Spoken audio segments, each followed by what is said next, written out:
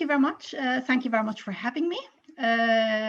It is a great honor, and I would like to share a screen with you and lead you through my presentation, especially given the fact that it is a very legal one. Pull up the grass, dig up the roots. That is what Pol Pot and his leaders of the Communist Party of Cambodia used to define or describe their enemies, and they claimed that the victims' corpses could be used as fertilizers. This presentation will look at dehumanizing speech for the legal construction of the crime of genocide. Hate crimes are criminal acts that are motivated by prejudice and bias based on the victim's perceived or real group membership. For this presentation, I will focus on the apex of the pyramid of hate, namely the ultimate hate crime, genocide. Before discussing the law, I would want to give you a brief insight into social science research on genocide. By definition, genocide is an identity-based crime where the perpetrator identifies, singles out, stigmatizes, discriminates, and for this presentation, most importantly, dehumanizes his victims with an intent to destroy them because of their group membership. This whole process originates in what is commonly known as othering, namely the construction of negative identities of us versus them, the others. The groups are seemingly opposite, they do not correspond, and we define them as very distinct. And it's built on this continuous prejudice against the so-called out group. The others are stigmatized because of a perceived and immutable different characteristic.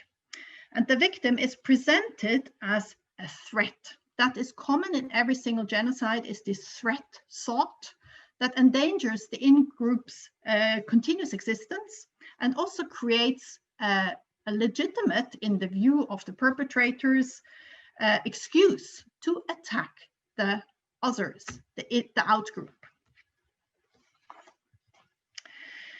Although somewhat controversial and disputed, several scholars have concluded that a genocide always follows a certain pattern. And I'm using this one here because it's quite commonly recognized by Gregory Stanton. And for example, classification is what was seen in Rwanda with the different categories that were created. Symbolization, as of like in the Holocaust with the Jewish yellow star. And for this presentation here, dehumanization. And I will give you some examples later on. What is dehumanization? It is the removal of humaneness. You remove from the victim human qualities. And you create a process where the others are seen as maybe in the shape of a human being, but not really with the essence of a human. And social psychological research has also concluded that dehumanization is necessary in order to overcome this natural revulsion we have against killing other people. Albeit his human looks, the victim is seen as consisting of something different, a different essence. And I will show you some examples from the Holocaust. For example, here, the Jew as a poisonous mushroom, the gift pills, or as a rat that has to be eliminated. Or here, the Jew as a savage, who is also a threat. It's the peril is also included in this.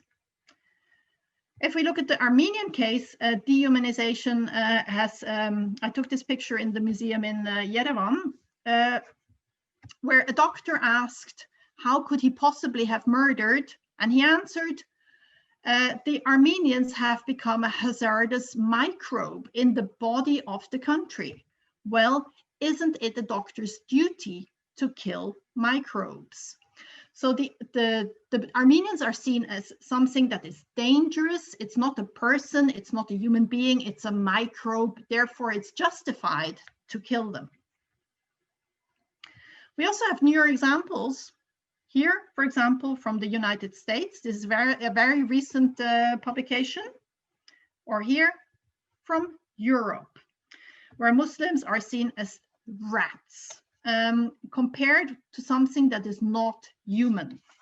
So the significance of dehumanization, sadly, remains very, very high. With this introduction, I would like to finally discuss the law. The crime of genocide is defined as follows, and you don't have to read the whole definition. Importantly is that it only protects 4 groups: the national, ethnical, racial, and religious groups. The law itself does not define them, but so how are we supposed to interpret them? Are we supposed to interpret them this way? Race, as like this one here, the 5 races of mankind, where the white European gentleman, handsomely dressed, is centered in the middle of the picture? I truly hope not. Ethnicity, is it about different national costumes? Is it about different food? Is it language? What is it that creates an ethnicity? I was once asked what mine is. I couldn't answer the question. National groups, well, is that the same as citizenship, or is there something in between? And religious groups, are those the world religions, or what about people who do not believe in a god but are agnostics or atheists? Would they be protected under the Genocide Convention as members of a religious group? Can all of these groups even be defined in an objective manner? I'm now leading you into the case law of the international courts. In the very first ever trial, in the case of Akayesu, and it's a long time ago, but still those definitions stand, a national group was defined by a legal bond based on common citizenship. So the court put nationality on the same level as citizenship, which is very disputed.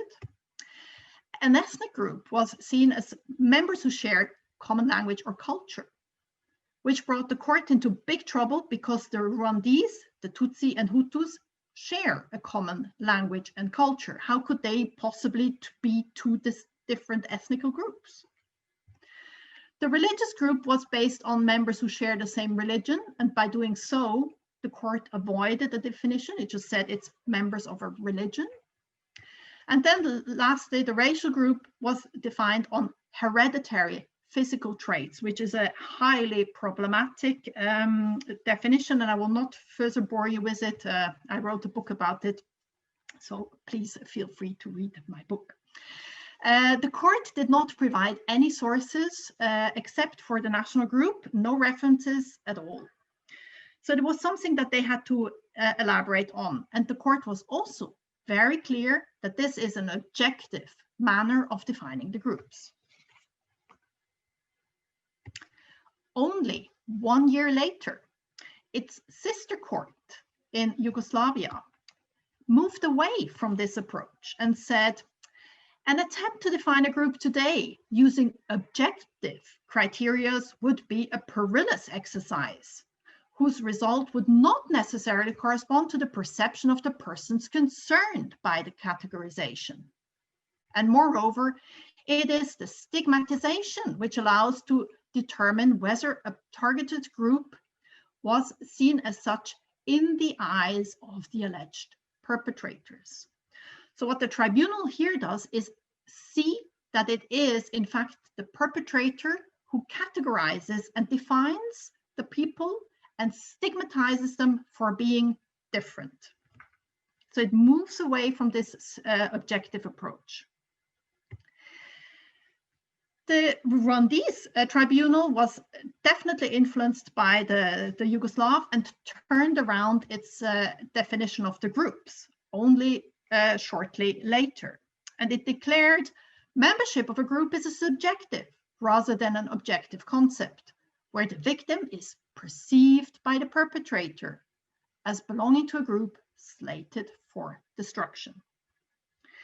Nonetheless, even though it understood that it is the perception of a perpetrator, something very subjective, it demanded that the groups should be categorized on a case-by-case basis by reference to both objective and subjective criteria. The court, however, never told us what objective criteria it would be looking at. So it just formulated this sentence that was adopted in many other cases later without actually telling what these objective criteria are. We're moving on to a bit more recent case, a very recent case indeed, the case of Myanmar and the Rohingya. This report here is notably not a legal report, but it does take some legal perspectives. It says the analysis demonstrated a carefully crafted hate campaign that developed a negative perception of Muslims amongst the population. So we see again the elements of hate and the negative perception. Moreover, the campaign portrayed the Rohingya as an existential threat to Myanmar and to Buddhism. It is accompanied by dehumanizing language and the branding of the community as illegal Bengali immigrants. So we see all the elements here that we've also seen in earlier cases. We see the hate, we see the threat, rhetoric, and not least, the dehumanizing language. The International Criminal Court, in another paragraph of the report, the Rohingya are seen as poisonous plants that have to be watered. So it shows that also here one removes the humaneness from the victim group. The perpetrator sees them as something poisonous that has to be killed, get rid of it. The International Criminal Court has now started investigating the situation of Myanmar, based, amongst others, on the report that I just pointed to. And in its first decision, it says the soldiers burned religious schools during the attacks, and witnesses reported that these buildings were targeted on an ethnic and religious basis, evidenced by the perpetrators' use of derogatory expressions such as threat posed by Muslim dogs. Yet again, we see the threat element and the dehumanization. The Muslims are not people, they're dogs. This case is still in the preliminary stage, so nothing has been decided yet, and they're only now investigating into it. But it will be very interesting to follow the case and see how the court itself will decide in a potential judgment. I tried to show how the different court cases of the Rwandese and the Yugoslavian tribunals set up their approaches, and most had some kind of a subjective approach, taking the view of the perpetrator, but always asking or requiring some kind of objective elements.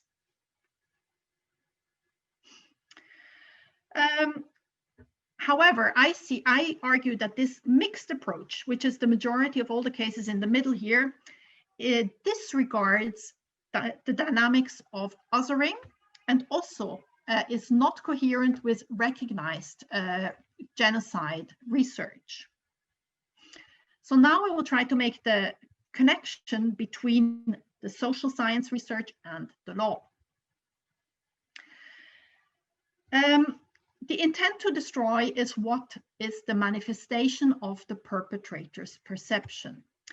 He controls, and I'm sorry if I use the male language, it's mostly male perpetrators. So he controls the identification process.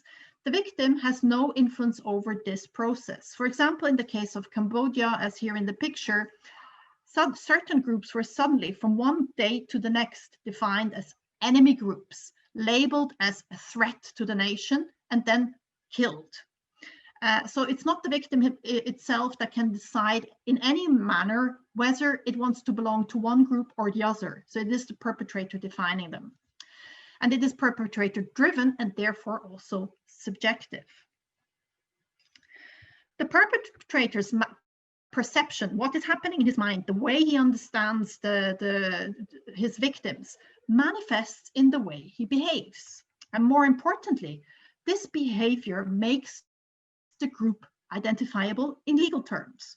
So a judge or a prosecutor will be able to tell what did the perpetrator think or how did he perceive the group by looking at the behavior. And this behavior includes dehumanizing speech, or more general, dehumanizing rhetorics, as they can be written in books or in publications or in speeches or in any kind of type of manifestation of their belief. I try to translate the process of this othering into law. And if we think as the perpetrator as the input, because he defines the group, and at the end we have a victim group, the middle, which is the process of the stigmatization, of the labeling, of the dehumanization, we could translate it into law by saying the intent is what is there in the head of the perpetrator. This is also what is very important to be proved in a trial. The process is then his way of uttering this perception of the victim group, of how he perceives them. And lately, in translating this process, we see who is a member of the victim group and can therefore also prosecute a perpetrator for his crimes. In my view, the international criminal courts, and these are all the courts, not only the ICC, have to pay more attention to the way in which the perpetrators perceive their victims, especially by means of dehumanization. Any speech, utterance, publication, written trace can show the understanding of the victim groups as others. Not everyone published their thoughts in books with several editions as Adolf Hitler. Not everyone holds a speech like here Pol Pot, where they clearly tell their intent.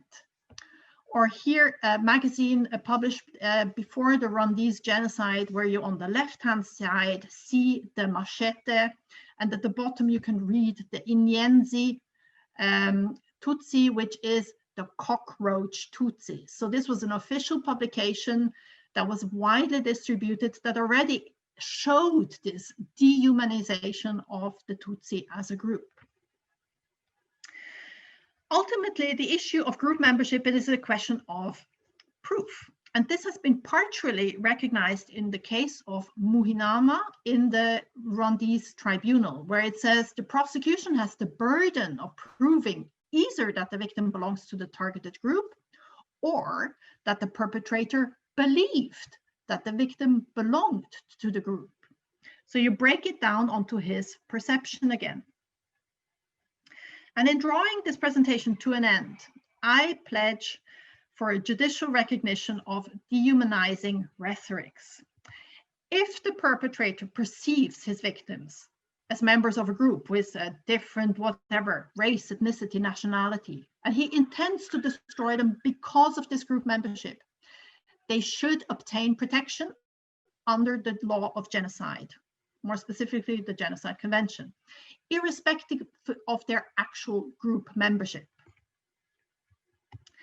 The perception of the victims as these others will be manifested in dehumanizing language, which is either written language or spoken language, and it will gain legal relevance for the construction of the victim group, which is precisely one of the elements of proof that has to be established.